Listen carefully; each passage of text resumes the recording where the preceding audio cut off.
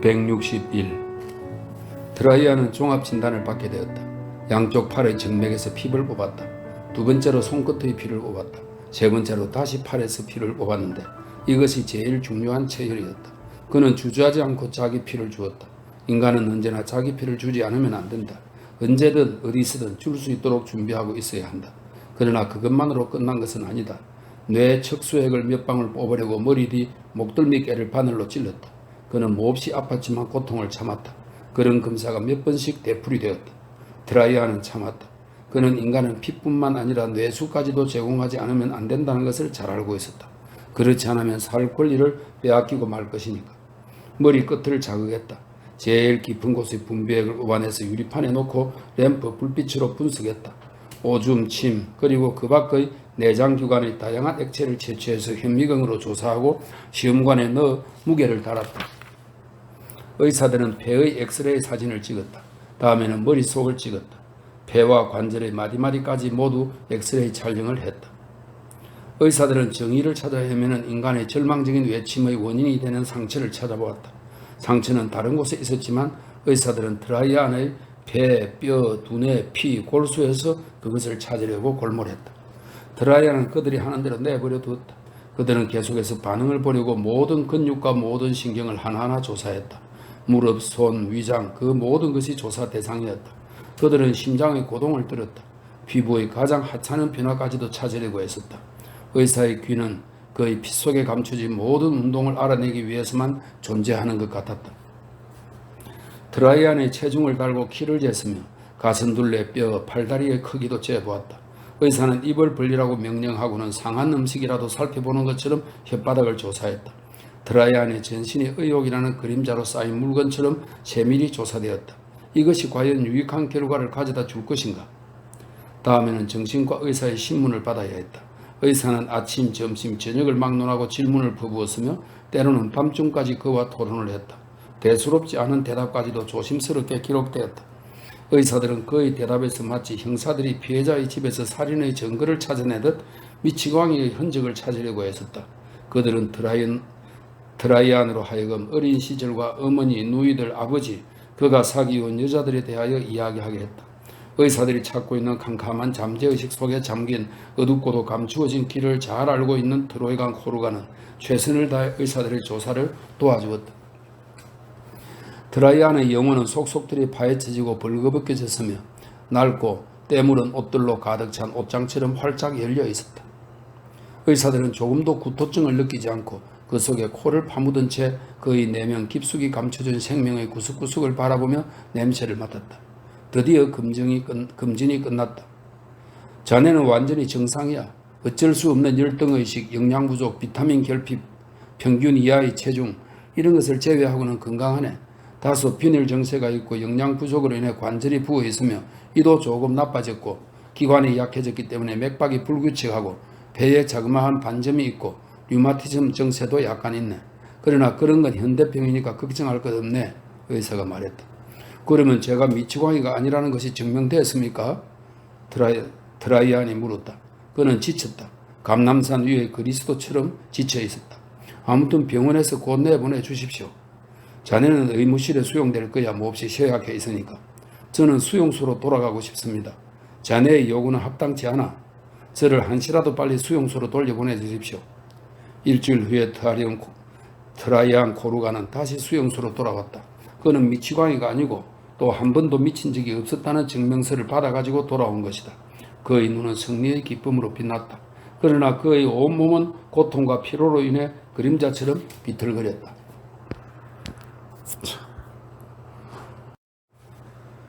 (162) 자동득 체포도 하나의 방법이긴 하지만 체포의 이유가 될 수는 없습니다. 인간을 감옥에 넣는다든가 죄인 취급을 한다든가 다소 완만한 방법으로 죽인다든가 하기 위해서는 무슨 이유든지 있어야 하지 않습니까? 도대체 나한테 무슨 죄가 있다는 말입니까? 내 아내나 아버님에게 무슨 죄가 있습니까? 또 요한 모리츠가 무슨 짓을 저질렀단 말입니까? 수용소에서 15개월을 지낸 후 그 결과로 생긴 절망 속에서 이런 질문을 했다고 해서 당신은 나의 이러한 외침을 다짜고짜 광기라고 간주해버렸습니다. 정의와 자유에 대한 인간의 갈망을 광기라고 간주하는 그 순간부터 인간은 더 이상 존재할 수 없는 것입니다. 설사 역사상 가장 진보된 문명을 가졌다 하더라도 그것은 인간을 구할 수 없단 말입니다. 트라이안 코르가는 말했다. 제곱선 중위는 담배에 불을 붙였다. 그는 트라이안 코르가가 병원에서 돌아오자 곧 사무실로 오라고 명령했던 것이다. 지금 그는 그것을 후회하고 있었다. 당신네 유럽인들은 무엇이든 비극적으로 생각하는 경향이 있어. 당신네들은 그렇게밖에 생각하지 못하는 모양이야. 제곱선 중위가 말했다. 당신 말이 옳을는지는 모르지요. 확실히 그것은 우리의 결점이긴 합니다.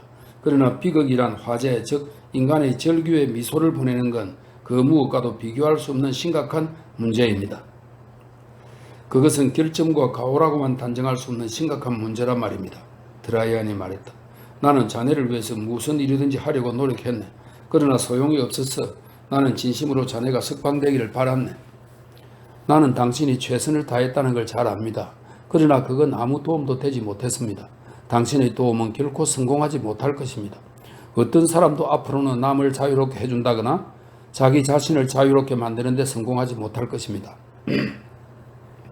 이제부터 인간은 차차 줄어들 것이고 손을 결박당할 것입니다. 자기 자신을 위해서나 동지를 위해서 아무런 힘이 될 수 없는 무력한 존재란 말입니다. 인간은 기계라는 사슬에 묶일 따름입니다. 당신도 그렇게 되겠죠. 기술 관료주의라는 사슬이 당신의 사지를 결박할 것입니다. 현대 서구 문명이 우리 인간에게 줄 수 있는 유일한 것은 바로 수갑뿐입니다. 그만하고 수용소로 돌아가서 좀 쉬지. 천천히 되는 대로 살면 그만 아닌가? 더 이상 어리석은 수작은 하지 말란 말이야. 기술사회가 인간에게 해도 좋다고 허락한 일만 할 수밖에 없죠. 자네는 또 위선자 행세를 하려고 드는군. 그런 꼴을 하고 있는 자는 보기가 싫어. 담배나 피우지 그래? 제곱선 중위가 말했다. 네, 고맙습니다. 트라이안은 담배를 집어들고 말했다. 제곱선 중위님, 우리 모두가 연극이 끝난 다음에도 좌석에 그대로 앉아있는 관람객 같다는 생각이 들지 않습니까? 그렇게 버티고 있어봤자 아무 소용도 없지요. 우리들은 모두 쫓겨날 것입니다. 한 사람도 빠짐없이 쫓겨날 거다 말입니다. 극장 안을 환기시키고 청소도 해야 하니까요. 대륙도 환기를 시켜야 합니다. 얼마 후에 연극이 다시 시작될 테니까요. 역사는 프로를 바꿔가며 연극을 준비하고 있습니다. 어제까지 상징한 것은 탄원서였습니다. 즉 사무실에 앉아있는 사람에게 제발 조용히 살게 해달라고 비는 인간의 가련한 절규요 탄원이었죠. 그러나 사형을 선고받은 인간이 특사를 부탁한 탄원서는 거부되고 말았습니다. 그들은 탄원서의 서두도 읽어보지 않았습니다. 연극은 성공하지 못했으며 해피엔드도 아니었습니다. 내일부터는 기계문명이라는 연극이 상연됩니다. 그것은 인간이 출연하지 않는 연극입니다. 무대에는 로봇과 기계와 얼굴이 없는 시민만이 등장할 것입니다. 그러나 나는 이미 존재치 않아 그 연극을 볼 수 없을 것입니다. 연극이 너무 늦게 상연되어 참석할 수 없는 것이죠. 당신 좌석은 예약되어 있으니 첫 장면만은 볼 수 있겠죠. 가서 마음껏 구경하십시오. 그러나 당신의 좌석도 공연 초기에만 예약되어 있다는 사실을 잊지 마십시오. 트라이안 코르가는 피우던 담배를 중위의 책상 위에 있는 재떨이에 비벼 끄고 밖으로 나갔다. 163. 트라이안 코르가는 수용소 문 앞에서 요한 모리츠를 만났다. 모리츠는 매우 쓸쓸해 보였다. 트라이안을 보자 그는 울음을 터뜨렸다. 당신이군요. 다시는 못 만날 줄 알았습니다. 그것이 마음에 걸리던가? 죽을 때까지 마음에 걸릴 뻔했어요. 요한 모리츠는 그의 손을 잡으면서 말했다. 나는 당신이 떠났을 때 작별 인사조차 못했었죠. 그들은 나를 의무실에 들어가지 못하게 했어요. 공륜이 들어가려고 애만 썼습니다. 그동안 그들이 당신을 어디에 가두어 두었습니까? 미치광이 소굴로 끌려갔었지. 요한 모리츠는 트라이안을 쳐다보면서 손으로 입을 가렸다. 그럴 리가. 미치광이 소굴이라뇨? 정말이야. 미치광이 소굴에 있었다고. 담배를 좀 가져왔지? 트라이안이 말했다. 그는 담배 꽁초가 몇 개 들어있는 손수건을 펼쳤다. 그런 곳에 가두다니 불쌍하게도. 그들은 수용소 문 옆의 타느듯한 땅바닥에 나란히 앉아 담배를 말았다. 모리츠는 아직도 놀라움을 떨쳐버리지 못한 상태였다. 자네, 늘 내 파이프를 부러워했지, 그렇지? 트라이안은 말했다. 파이프가 있으면 언제나 손쉽게 담배를 피울 수 있으니까요. 종이로 말 수 없는 작은 꽁초라도 파이프로는 피울 수 있지요. 그래서 나는 하나 있었으면 하고 생각했죠. 수용소에서는 파이프가 없으면 참으로 불편해요. 이걸 자네에게 주지. 트라이안 코르가는 요한 모리츠에게 파이프를 주면서 이렇게 말했다. 이 파이프는 1년 이상 갖고 있던 것으로 내 육신과 같은 거야. 피울 담배가 없을 때도 늘 입에 물고 있었지. 그건 안 됩니다. 수용소에서 파이프는 기중품입니다. 그런 것을 나에게 주고 나면 당신은 무엇으로 담배를 피우시겠어요? 이젠 피우지 않을 거네. 이게 마지막 담배야.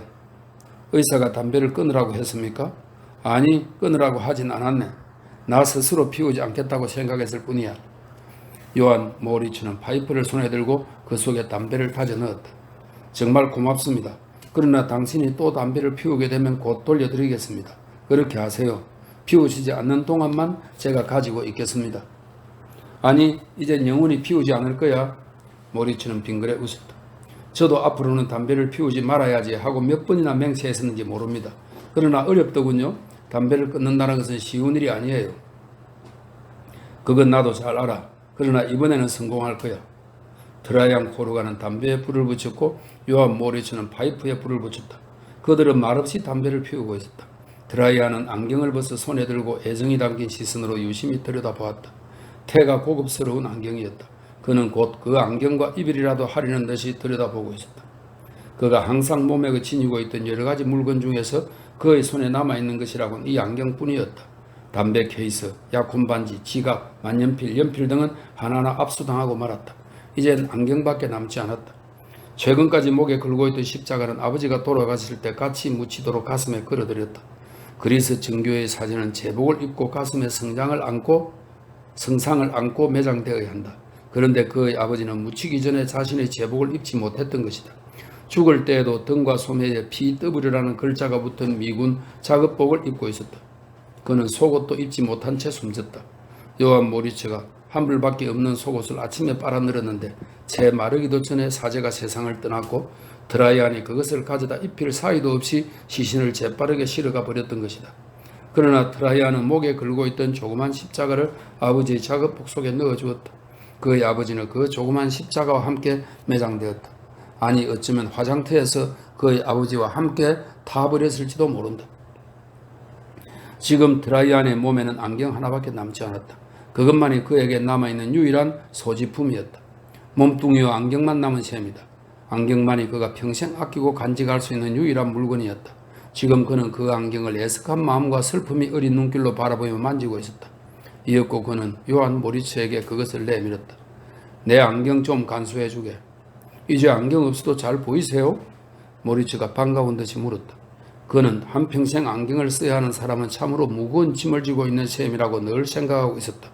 그래서 안경을 보관해달라는 말에 반색을 했던 것이다. 아니, 안경 없이는 전혀 볼 수 없어. 그러나 차라리 보지 않는 게 더 편할 것 같아. 이제부터는 안경을 쓰지 않기로 했네. 나는 당신이 하루 종일 안경을 쓰고 있는 것이 정말 신기했습니다. 방에서 주무실 때만 벗으시나요? 나는 안경을 벗은 당신의 모습을 본 적이 없습니다. 만약 자네가 나보다 먼저 석방되는 경우엔 이 안경을 내 아내에게 전해주게. 아마 금방 내 아내를 찾지는 못할 걸세. 하지만 그때까지 이 안경을 계속 자네가 가지고 있어주게.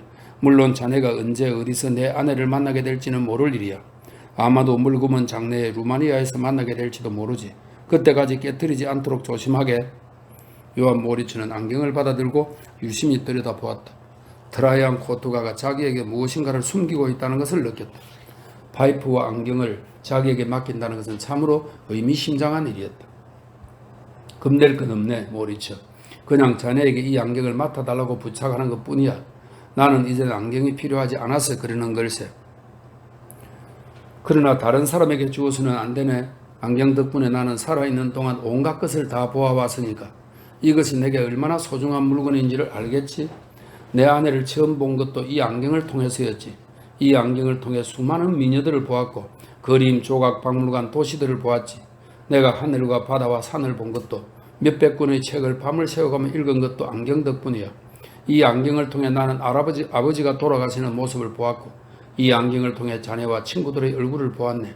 이 안경을 통해 유럽이 붕괴하는 것을, 인간이 굶어 죽는 것을, 포로가 되어 괴로움을 받고 강제 수용소에서 죽어가는 광경을 보았지. 이 안경을 통해 성인도, 인간도, 미치광이도 보았지.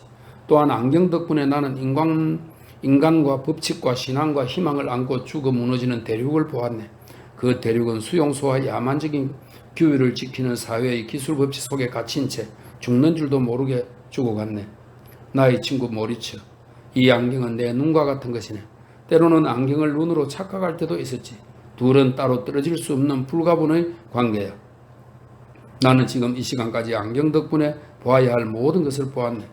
그러나 이제부터는 아무것도 보고 싶지 않아. 나는 지쳤어. 연극이 너무 길었기 때문이지. 앞으로 안경을 쓴다 하더라도 나는 이미 폐허나 파괴된 도시, 희망을 잃은 인간, 멸망한 나라, 허물어진 교회, 무너진 희망밖에는 볼 수가 없을 거야. 또한 나는 안경을 통해 나 자신의 파멸을 보았네. 파멸 중의 파멸을 본 거야. 나는 사디스트가 아니야. 나는 차마 그런 파멸들을 볼 수가 없어.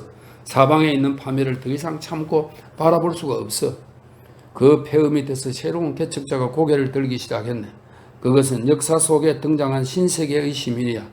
그들의 건설은 다분히 광적이야. 그들은 신문명을 이룩하기 위해 우선 감옥부터 지었네. 이것이 그들의 수법이야. 나로서는 그들과 함께 건설할 생각이 없네. 나는 전 생애를 관람객으로서 살아왔어. 그러나 관람객으로서만, 다시 말하면 정인으로서만 산다는 것은 진정한 의미에서 사는 것이라고 할 수 없어. 서구 기술사회는 인간에게 관람객의 지위밖에는 주지 않았네.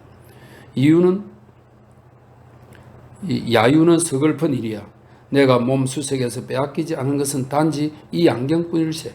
이것이야말로 그들이 내게 허락한 단 하나의 물건이지. 어떤 때는 안경을 압수하지 않은 것을 고맙게 생각하기도 했었네. 그러나 그것은 관용이 아니라 사디즘이었어. 왜냐하면 그들은 나에게 관객의 역할만 하게 했고 봐야 할 것까지도 지정해 주었기 때문이네. 그게 바로 수용소지. 그들은 수용소와 정신병원, 감옥, 군인들, 그리고 한없이 긴 철조망 외에는 다른 것을 보여주지 않았네. 바로 이것이 내가 안경을 쓰지 않으려는 이유야. 나는 이 세상에서 내게 허용된 단 하나의 물건을 포기하려고 해. 안경은 눈과 마찬가지로 이 세상에서 가장 신기하고 유용한 물건이야. 그러나 그것도 살아있을 때의 얘기지. 목숨이 다했을 때나 얼마 남지 않았을 때, 일시적인 한정된 생명을 가졌을 때 안경은 불길한 조롱거리밖에 안 되는 걸세. 자네 안경을 쓴 죽음을 본 적이 있나? 트라이안은 말했다. 하지만 트라이안 씨, 당신은 아직 살아계시잖아요. 아직 죽지 않았다는 것이 우리들이 갖고 있는 유일한 희망이지. 그러나 희망을 생명과 바꿀 수는 없네. 희망은 묘지, 틈바구니에서도 자라나는 잡초 같은 거야.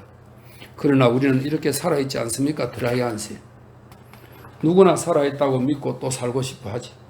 요한 모리츠는 한참 동안 트라이안을 바라보았다. 그는 트라이안이 정신병원에서 막 퇴원하는 사람이라는 것을 생각했다. 트라이안 자신이 그 사실을 얘기했으니까. 모리츠, 무서워할 것 없어. 나는 미치지 않았어. 자네까지 나를 미쳤다고 생각하다니 유감스러운 일이군. 자네가 내가 아직 살아있다고 주장하는 것은 나의 죽음을 목전에서 느끼지 못하기 때문이지. 내 눈이 감겨지지 않고 내 심장의 고동이 멎지 않고 전신이 차가워지지 않았기 때문에 그렇게 생각하는 거지. 그러나 모리츠, 세상에는 시체를 남기지 않은 죽음도 얼마든지 있네. 문명은 사라지나 시체를 남기지 않네. 종교나 국가도 마찬가지야. 인간도 때로는 시체가 되기 전에 먼저 죽을 수도 있어. 내 말을 알아듣겠나? 요한 모리츠는 울기 시작했다. 왜 울지, 모리츠? 트라이안이 물었다. 당신은 병이 나셨어요, 트라이안 씨. 내가 미쳐서 헛소리를 하고 있단 말이지? 아니요, 그런 뜻으로 말한 건 아닙니다, 트라이안 씨. 제가 어떻게 그런 말씀을 드릴 수 있겠습니까? 자네 눈에 내가 미치광이로 보이는 모양이야? 자네가 우는 이유도 거기에 있네. 그러나 울어도 소용없어. 나는 미치지 않았어, 모리츠. 나는 지금 그 어느 때보다도 정신이 멀쩡하다네. 정말이세요, 트라이안 씨? 물론이지, 모리츠. 난 아주 정신이 맑아. 당신의 정신이 어떻게 되었다는 게 아니라 그저 몹시 두통이 심한 모양이라고 생각했어요. 당신은 여러 날을 아무것도 드시지 않았잖아요. 또 그곳에서 고통도 받으셨을 테니. 안색이 몹시 창백하군요. 저는 한 번도 그런 생각은 해본 적이 없습니다만 당신은, 요한 모리츠는 차마 미쳤다는 말을 입 밖에 낼 수가 없었다. 트라이안 코르가는 또 담배를 한 대 말았다. 그는 서구 문명의 붕괴를 아쉬워하는 사람들이야말로 그 문명과 더불어 멸망하고 사라져버린다고 생각했다. 이 붕괴를 돕는 사람은 연극에 관계되지 않은 무리들 뿐이었다. 예를 들면 그들은 트라이안을 미치광이로 취급한 제곱슨과 같이 기계 문명에 속한 자들이거나 요한 모리츠처럼 본능과 맹목적 신념을 가진 원시적 존재들인 것이다. 그들은 모두 트라이안을 미치광이로 취급했다. 이런 인간은 유럽과 아무 관계가 없는 것이다. 요한 모리츠도 제곱선처럼 정신적 고뇌의 최고 한계점에 도달한 한 인간을 미치광이로 여기는 것이다. 그의 행동이 광기가 아니라 극한에 도달한 고뇌에서 비롯된 것임을 알아줄 사람은 그의 저 노라뿐이었다. 그녀야말로 이 연극에서 생존할 수 있는 단 한 사람이라는 것을 그는 믿었다. 왜냐하면 그녀는 수천 년간의 노예 상태와 굴욕의 생활에서 단련받은 순환의 역사에서 태어났기 때문이다. 그녀의 민족은 피라미드를 세우던 고대 이집트 때부터 노예 생활과 괴로움에 길들여졌다. 그 민족은 스페인에서는 종교적 박해를 받았고 러시아에서는 유대인 학살을, 독일에서는 포로 수용소의 생활을 감수했다. 엘레오노라 베스트의 민족은 새로운 기술 문명에서도 계속 저항해 나갈 것이다. 트라이안 코르가는 노라를 생각하자 즐거워졌다. 자네 파이프에 불을 붙이게, 모리츠. 그리고 안경을 천막에 잘 갖다 놓고 오게. 내 아내에게 넘겨줄 때까지 깨뜨리지 않도록 잘 간수해야 하니까. 그는 미소를 띠며 말했다. 곧 다녀오겠습니다, 트라이안 씨. 요한 모리츠는 그의 파이프와 같이 등을 약간 구부린 채 천천히 걸어갔다. 트라이안 코르가는 요한 모리츠가 수용소 마당을 걸어가는 것이 아니라 역사의 몇 세기를 횡단하는 것처럼 생각되었다. 그 그림거리는 주위의 어느 누구에게서도 볼 수 없는 색다른 동작처럼 보였고 마치 어떤 뿌리가 땅속 깊이 박혀 있는 것 같은 동작이었다. 그의 눈은 한 점 의심 없이 푸른 하늘의 변해가는 기적을 응시하는 것처럼 보였다. 요한 모리츠와 엘레오노라 베스트는 유럽이 붕괴한 뒤에도 생존해 나가리라고 트라이안은 생각했다.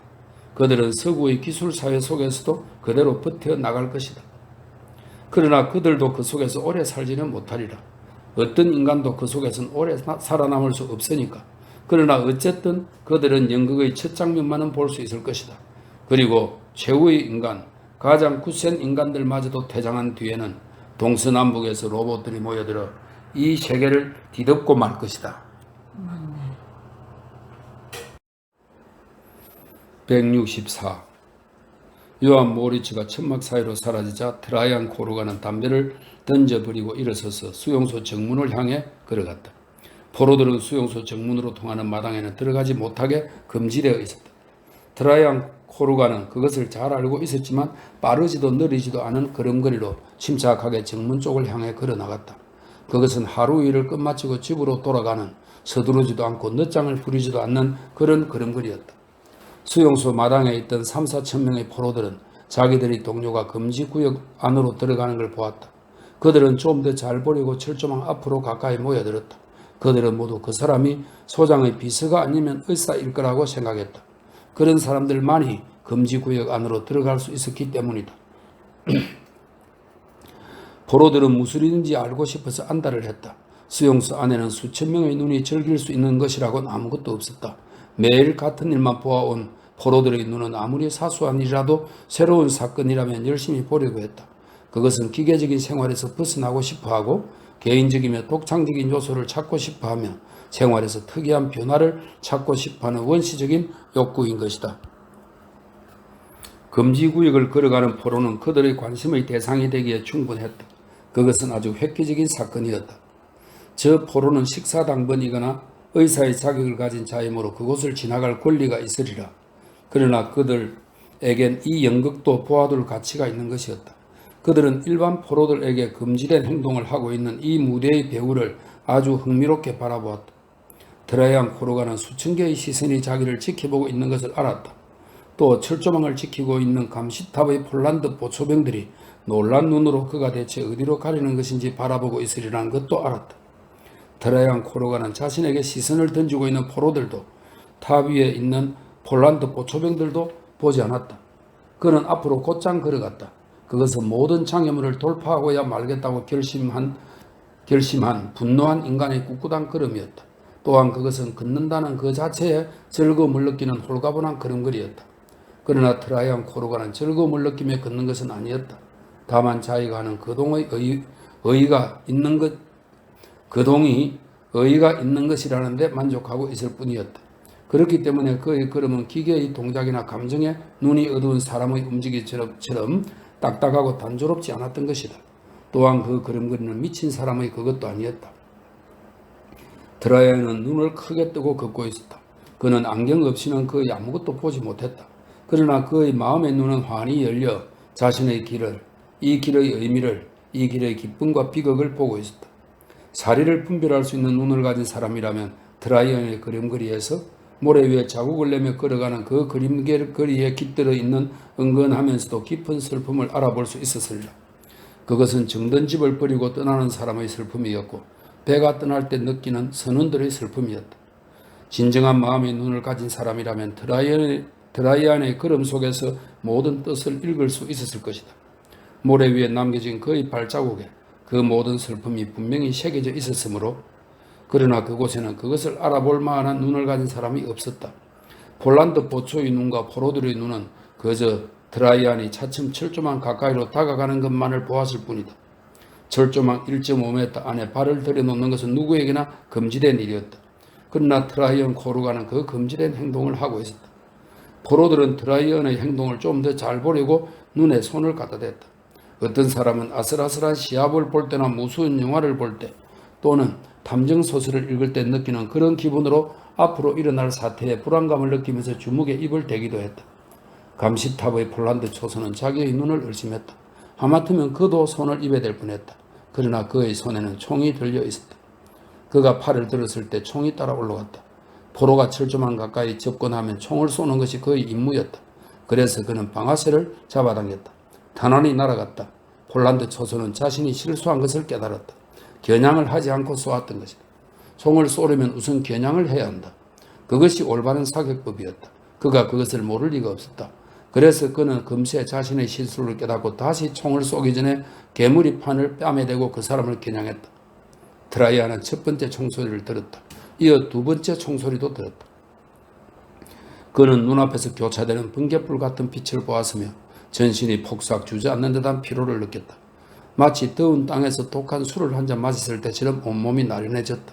그의 손으로 무엇인가 뜨거운 것이 흘러내린다. 다음 순간 그는 비틀거리며 타는 듯한 땅 위에 꼬꾸라졌다. 그는 옷걸이에 걸려있던 외투가 마룻바닥에 떨어져 내린 것처럼 소리 없이 쓰러졌다. 트라이아는 땅 위에 소리 없이 쓰러진 자기 육체에 강한 연민을 느꼈다. 그 육체는 그의 가장 좋은 벗이었다. 이제야 비로소 자기가 육체를 얼마나 사랑했는지를 깨달았다. 다음에는 그의 육체와 같이 아끼고 사랑했던 그의 평생의 반리자인 노라와 아버지를 생각했다. 노라, 어머니, 모리처, 다미안 검사, 그리고 이 모습들과 함께 여러 명의 얼굴이 트라이안의 의신 속에 한순간 떠올랐다가 벽에 박혀있던 못이 뽑혀 떨어지듯 사라져갔다. 가장 사랑했던 사람들의 영상이 트라이안의 육체와 함께 겹겹이 포개져 땅 위에 쌓였다. 그의 의식은 이제 그들의 영상을 다시 떠올릴 수가 없었다. 이미 그럴 기운이 없었다. 마지막으로 잠시 동안이나마 버티고 떨어지지 않으려고 했던 것은 그의 머리였다. 그의 이마는 아직은 지면에 떨어져 있었다. 그러나 잠시 후 트라이안 코르가는 이마마저 무겁게 느껴졌다. 그는 뜨거운 땅에 뺨을 대고 있는 힘을 다해 무엇인가를 생각해내려고 했다. 그러나 그의 기억은 과거의 영상들을 깃발처럼 집어버리고 흘러내리는 피와 함께 온몸에서 기력이 빠져나갔다. 트라이안 코르가는 하고 싶은 말이 남았다는 것을 알았다. 그러나 그것을 입 밖에 낼 수가 없었다. 그것은 기도였다.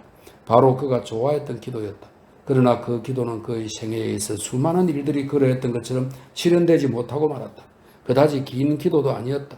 그가 몇 분 동안이라도 단 몇 초 동안이라도 더 살았더라면 그는 그 짧은 기도를 올릴 수 있었을 것이다. 대지 사랑하는 그대여, 나는 그대에게 내 몸을 바치노라. 영원히 돌아오지 않으리. 나는 멀리서 이곳에 온 이름 없는 몸이여라. 라이너 마리어 이렇게. 그의 뺨과 그의 입술은 애정과 그리움을 담은 채 모든 것을 포기하고 있었다. 체념과 사랑의 표정을 지닌 채 뜨거운 땅 위에 엎드려 있었다. 모든 것은 장엄하고 완전 무결했다. 왜냐하면 꺼져가는 불길이 엄숙하게 서서히 쓰러지듯이 모든 것이 간단하게 전개되었던 것이다. 수용소 마당에 있던 요한 모리츠는 비명을 지르려다가 손으로 입을 막고 간신히 자신을 진정시켰다. 고함을 질러서는 안 된다. 그는 눈을 감고 성호를 그었다. 이렇게 해서 죽었네요. 165. 트라이안 코르가가 죽은 지 나흘 뒤에 요한 모리츠는 스잔나로부터 편지를 받았다. 요한 모리츠에게 보낸 스잔나의 편지는 다음과 같았다. 사랑하는 야니, 당신은 내가 죽은 줄로 생각하고 있는지도 모르겠군요. 서로 소식을 모르고 지낸 지 벌써 9년이나 되었어요. 나는 여러 번 당신이 죽었을 거라고 생각했어요.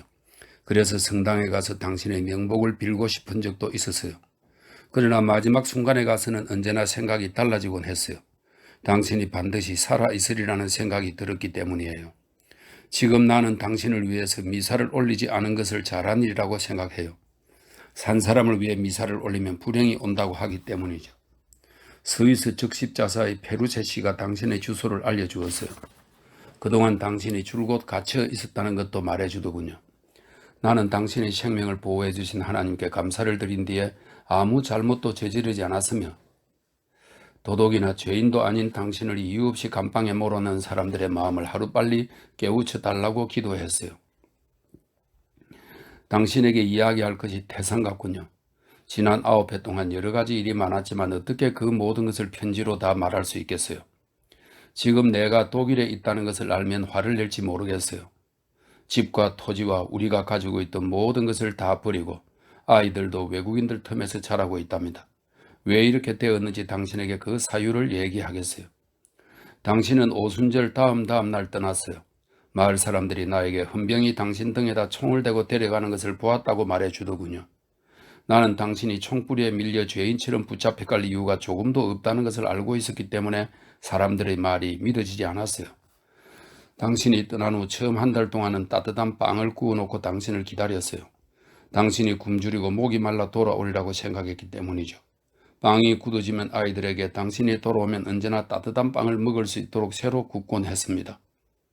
아이들에게 주고 왠지 모르지만 나는 당신이 꼭 돌아올 거라고 믿고 매일 기다렸어요. 나는 당신이 밤에 돌아오면 대문 밖에서 한시도 지체 않은 일이 없도록 대문을 잠그지 않았어요. 피곤한 다리를 이끌고 돌아올 당신을 대문 앞에 서 있게 하고 싶지는 않았기 때문이에요. 그러나 사랑하는 야니, 당신은 돌아오지 않았어요. 밀가루가 떨어져 당신에게 줄 빵도 만들지 못했지만 매일 계속해서 당신을 기다렸어요. 다음에 오순절이 가까워 오는 어느 날 헌병이 찾아와서 당신이 유대인이므로 집을 압수하겠다고 하더군요. 그러고 나서 아이들과 함께 이 집에서 살려면 서류에 서명을 하라는 것이었어요. 그것은 이혼장이었어요. 할 수 없이 서명했지요. 그렇지만 진짜로 이혼한 것은 아니에요. 나는 여전히 당신이 오기를 기다렸어요. 소련군이 진주에 왔을 때 그들은 코르가 사제님과 마을 유지들을 총살했어요. 나와 당신 어머니 아리스티차는 그날 밤 아직 숨이 끊어지지 않은 사제님을 면 사무소의 거름 구덩이에서 찾아내서 숲속에 숨기려고 모시러 갔어요. 그런데 도중에 독일 군대를 만나 병원에 모시고 가달라고 부탁하고 그들에게 사제님을 맡겼어요. 이것이 잘한 일인지 아닌지는 지금도 알 수 없지만 사제님을 그대로 돌아가시게 할 수는 없었어요. 이튿날 아침 이 일이 탄로나서 어머님은 마르쿠 골덴베르크의 손에 총살당했어요. 나는 아이들을 데리고 탈출했어요. 마을에서 떠난 후로 이곳저곳에서 일하면서 고생을 많이 했어요. 소련군이 나를 붙잡아서 당신 어머니처럼 쏘아 죽일까봐 겁이 났던 거예요. 나는 가능한 한 멀리 달아났어요. 그러나 전쟁이 끝난 후 나는 독일에서 결국 소련군에게 붙잡히고 말았어요. 그들은 나를 쏘아 죽이지 않고 여간 친절하게 굴지 않았어요. 우리 아이들에게 빵과 과자와 옷을 주고 나에게도 먹을 것과 옷을 주었어요. 그 이유는 우리가 독일인이 아니었기 때문이에요. 그래서 나는 독일 소련군을 피해 판타나 마을을 떠난 것을 몹시 후회하고 있었어요. 이렇게 나흘이 지났어요. 그런데 내가 몹시 아팠기 때문에 집으로 들어가려면 병이 낫기를 기다리는 수밖에 없었어요. 어느 날 밤 누군가 창문을 두드렸어요. 소련군이었어요. 그들은 문을 부수고는 집 안으로 들어왔어요. 그들은 여자들이 있나 없나 이곳저곳을 찾아보다가 14살 먹은 주인집 딸과 나를 끌어냈어요. 그들은 우리에게 술을 주었어요. 그러고는 권총을 꺼내들고 마시지 않으면 쏜다고 위협했어요. 그 다음에는 우리에게 옷을 벗으라고 명령하더군요. 아이들도 방에 있었어요. 나는 죽어도 아이들 앞에서 옷을 벗을 수는 없다고 버텼어요. 그러자 군인들은 내 옷과 속옷을 찢어버리고는 우리를 능욕했어요. 날이 밝을 때까지 그들은 그 방에 있었어요. 그들은 내가 마시지 않는다고 입과 귀에다 술을 쏟아붓고는 다시 나를 능욕했어요. 사랑하는 야니, 당신에게 이런 얘기를 하게 된 나를 용서해 주세요. 그러나 당신에게 아무것도 숨기고 싶지 않군요. 내가 눈을 떴을 때 소련군들은 가와리가 없고 아이들은 내가 죽은 줄만 알고 주위에 모여 앉아 울고 있더군요. 다음 날 밤 놈들이 또 왔어요. 전날 밤에 왔던 그놈들이었어요. 그들은 집 주인의 딸을 또다시 급탈했어요. 나는 놈들에게 발견되지 않으려고 아이들과 함께 지하실에 숨어 있었어요. 그러나 사흘째 되는 날 밤 그들은 나를 지하실에서 찾아냈어요. 그 뒤로 매일 이런 일이 일어났지만 그들이 나를 욕보이기 전에 항상 정신을 잃어서 아무 기억도 없어요. 이런 일이 2주일 동안 계속되었어요.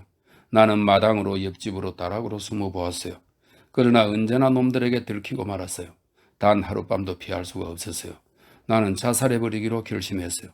그러나 아이들을 의미 없는 자식으로 만들 수는 없다는 생각이 들더군요. 아버지가 없는 것도 가엾은데 나까지 죽어버리면 어린 것들이 남의 나라에서 아는 사람 하나 없이 어떻게 살아갈 것인가 하고 걱정이 되더군요. 내가 자살하지 않은 것은 순전히 아이들 때문이었어요. 그때부터 비록 몸은 살아있지만 나는 죽은 사람이나 마찬가지였습니다. 놈들을 피하기 위해 무작정 서쪽으로 도망을 쳤어요. 처음에는 영국군 점령지구로 갔다가 곧 지금 있는 미군 점령지구로 옮겼어요. 그러나 오는 도중에 몇 번이나 소련군에게 붙잡혔어요. 그들은 여자만 보면 을에 그렇듯이 나를 아이들 앞에서 급탈했어요. 나는 영국군과의 경계선에서 사흘 동안이나 소련군에게 억류되어 밤낮으로 욕을 보았습니다. 그들이 마지막으로 급탈했을 때 나는 임신 중이었어요. 아이를 가진 지도 어느덧 5달이 되어가는군요. 이제 내가 어떻게 해야 좋을지 당신에게 묻고 싶어요. 지금까지의 일을 전부 알고도 그대로 나를 당신의 아내로 생각해 주겠는지, 또는 영원히 내 곁으로 돌아와 주지 않을 건지 대답해 주세요. 어떻게 처신해야 하는지 몰라 눈물을 머금고 애타게 당신의 편지만 기다리겠어요. 서잔나.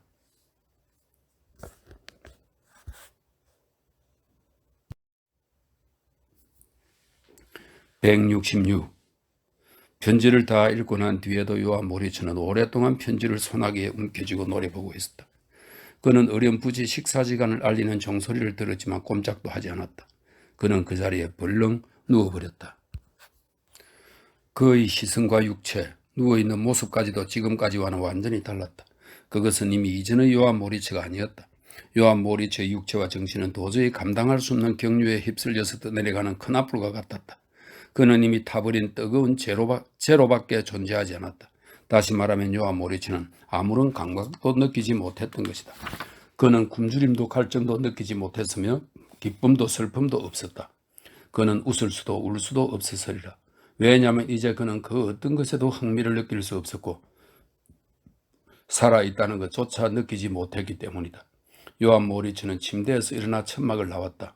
그는 어디로 가는지 의식하지 못한 채 걷기 시작했다. 그는 아무 생각 없이 전처럼 철조망 앞에 섰다.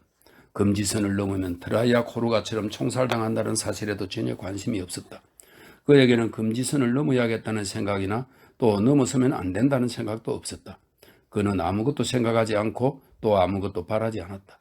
조금 후에 사진기를 든 미군 2명이 그를 찍으려고 다가왔다. 그러나 모리츠는 움직이지 않았다. 그들을 그들도 보지도 않았다. 그러다가 그는 3번째 군인이 가까이 오는 것을 보고 몸을 떨었다. 그리고 조용히 그 군인을 불렀다. 스트룰, 어떻게 여기에 왔지? 미군은 사진기를 든 채 그 자리에 서서 요한 모리츠를 바라보았다. 그는 루마니아 유대인 수용소에서 소장의 부관이었던 스트룰이었다.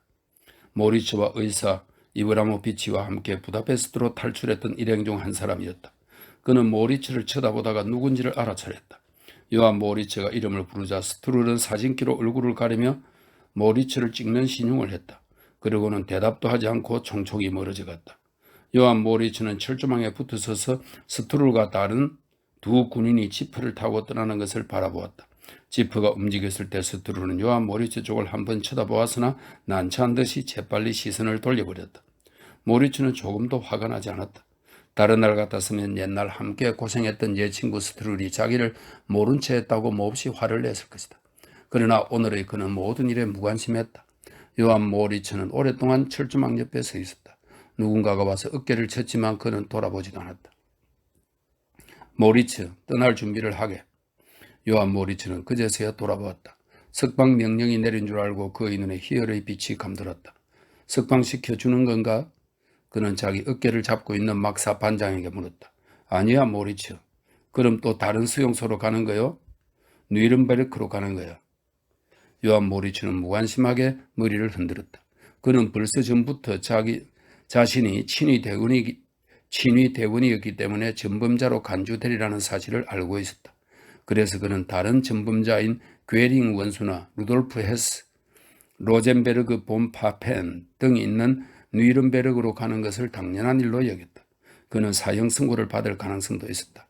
교수형을 당할지도 모르지만 지금의 모리츠에게는 그런 모든 것들이 자신과는 별로 상관없는 일처럼 느껴졌다. 그가 여전히 철조망 넘어 저 먼 곳을 바라보고 있는 것도 이런 이유에서였다. 반시간 후에 떠난단 말이야. 막사 반장이 그의 어깨를 계속 두드리며 말했다. 모리츠는 움직이지 않았다. 짐을 꾸리러 가게. 시간이 별로 없다고. 13시에 집합이야. 난 챙길 짐이 없어. 가지고 갈 게 없단 말인가? 아무것도 없어. 담요도? 그래. 반장은 요한 모리츠가 정말 담요를 안 가지고 간다면 자기가 그 담요까지 2장을 차지하여 잠자리가 좀 더 편안해질 것이라는 생각을 했다. 그러나 곧 그런 생각을 떨쳐버리고 이렇게 말했다. 담요는 가지고 가야 해. 뉘른베르크 국제법정의 감옥은 춥고 습기가 많다니까 담요가 꼭 필요할 거야. 이젠 아무것도 필요 없어. 늦지 않도록 하게. 출발은 13시야. 반장은 이렇게 말하고 가버렸다. 모리츠는 그 자리에 서 있었다. 구두 끝이 하얀 선 위에 놓여 있었다. 그 선은 포로들이 넘어서는 안 되는 선이었다. 모리츠의 오른쪽 발끝이 앞으로 나와 그 선을 절반이나 침범했다. 모리츠는 보초탑에 서 있는 폴란드 군인을 쳐다보았다. 보초는 개무리 판을 뺨에 대고 발사 준비를 하고 있었다. 그러나 요한 모리츠는 그 선을 넘지 않았다.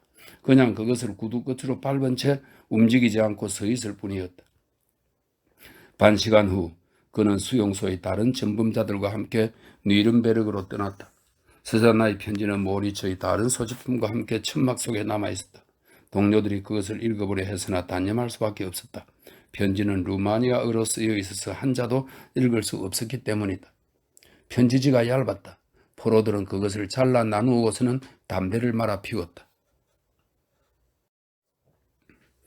이제 제5장 마지막 글입니다. 167. 단원서 제7호. 주제, 정의에 관하여. 전범자 요한 모리츠의 형벌에 관한 건, 정인이 죽은 뒤 사무실에 도착한 것임. 뉘른베르크의 국제법정은 52개국의 이름으로 나의 친구인 요한 모리츠를 전범자로 판결을 내렸습니다. 그것은 참으로 지당한 일입니다. 선고 판결이 공포된 날부터 나는 그와 함께 수용소 마당을 산책하지 않을 것입니다. 죄인과 같이 산책한다는 것은 그리 유쾌한 일이 아니고 더구나 사람들도 좋게 보지 않을 테니까요. 그러나 당사자인 요한 모리츠는 뉘른베르크 국제법정의 판결과 자기 죄과에 대해서 아주 무관심해 보입니다. 바로 이 점이 나로 하여금 단원서를 쓰게 한 동기입니다. 그는 평생 사람은 물론 파리 한 마리도 죽여본 일이 없는 자신이 어떻게 죄인이 될 수 있느냐고 생각하고 있습니다. 국제법정에서 52개국이 요한 모리츠가 죄인이라고 결정한 것으로 미루어 보면 그의 주장은 틀린 것입니다. 또한 모리츠는 자신을 범죄자로 단정한 52개국을 전혀 알지 못하는데 어떻게 그런 나라에 대해 죄를 지을 수 있느냐고도 말합니다. 그의 논법은 이렇게 소박합니다. 나는 그에게 그를 기소한 52개국의 이름을 읽어주었습니다. 그 중에는 그가 생전 처음 들어본 나라 이름도 있었습니다. 그는 그런 나라들이 이 지구상에 있는지조차 모르고 있었던 것입니다. 그러나 이것은 어떤 변명도 될 수 없습니다. 요한 모리츠는 그를 기소한 52개국 중에 프랑스와 그리스가 끼어 있는 것을 보고 몹시 화를 냈습니다. 그는 새파랗게 질릴 정도로 화를 내면서 내 말을 믿으려 하지 않았습니다. 그는 프랑스인 5명을 알고 있는데 그들은 모두 자기가 수용소에서 탈출할 수 있도록 도와준 사람들이라고 했습니다. 그는 또 그리스인 하나를 알고 있었습니다. 그 그리스인은 수용소에서 그와 함께 있었는데 그에게 빵도 절반 나누어 준 일이 있다고 했습니다. 이런 일로 보아서 그는 결코 그리스와 다른 관계는 없습니다. 물론 이런 것들은 엄밀히 따진다면 개인적인 문제입니다. 그러나 그 두 나라에서도 요한 모리츠를 죄인으로 취급했습니다. 판결은 명백하고 절대적입니다. 그래서 나는 연합국에 대한 자기의 잘못을 깨닫게 하기 위해 요한 모리츠를 이들 각 나라에서 1년씩 돌려가면서 복역시키는 것이 어떨까 하는 생각이 듭니다. 그렇게 하면 그도 자신이 전범자라는 것을 납득할 것이고 또 무관심한 태도를 취할 수도 없을 것입니다. 그런데 요한 모리츠는 모든 전범자들과 마찬가지로 몹시 쇠약한 상태라서 52년간 살아있으리라고 장담할 수 없으므로 52개국 중의 몇 나라들은 그를 감금하지 못하는 피해를 입을 가능성이 있습니다. 그러니 그가 받고 있는 강제 노동의 기간을 6개월로 단축하면 어떨까 합니다. 그러면 그도 도합 26년간 복역하게 될 것입니다. 그가 26년 후에도 살아있다면 관로 속에 그가 52개국의 복역을 끝맺히지 못하고 죽는 것은 대단히 유감스러운 일입니다. 살아있다면 그를 쇠사슬에 매어가지고 52개국의 감옥을 한 달씩 순회시킬 것을 제안합니다. 한 바퀴 돌고 나면 또다시 시작합니다. 이렇게 하면 전체 국가가 공평하게 아무 손해도 보지 않을 것입니다. 정의는 실행되어야만 합니다. 정의는 서구 기술사회의 성립의 기반이니까요. 그런데 어떤 나라들, 예컨대 소련, 폴란드, 유고슬라비아는 죄수를 좀 소홀하게 다루는 경향이 있어서 때로는 죄수가 감옥에 있다는 것조차 잊어버리는 경우가 있다고 하니 나는 각국을 순회하기 전에 요한 모리츠의 체중을 정확하게 재고 신체의 각 부분에 대한 자세한 진단서를 첨부할 것을 제안합니다. 그리하여 모든 나라들이 요한 모리츠를 인수하고 인계받을 때마다 뉘른베르크 국제법정에 가서 명세서에 기재된 사항을 일일이 대조하면서 무게와 기관에 이상이 없는지를 확인하게 하는 것입니다.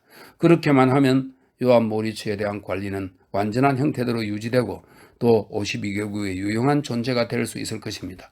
서구 기술사회의 원칙은 무엇이든 파손시키지 않고 보존하는 데 있습니다. 문명 정도가 낮은 국민에게 우리들이 위탁하는 사물을 야만스럽게 취급하지 않도록 요구하는 것은 바로 우리들의 의무인 것입니다. 우리들의 사명은 이 지구 전체를 문명화하는 데 있습니다. 이것이 우리들의 역할입니다. 따라서 우리들은 그것을 자랑스럽게 생각하는 바입니다. 정인. 이렇게 해서 167번째 글도 끝났습니다.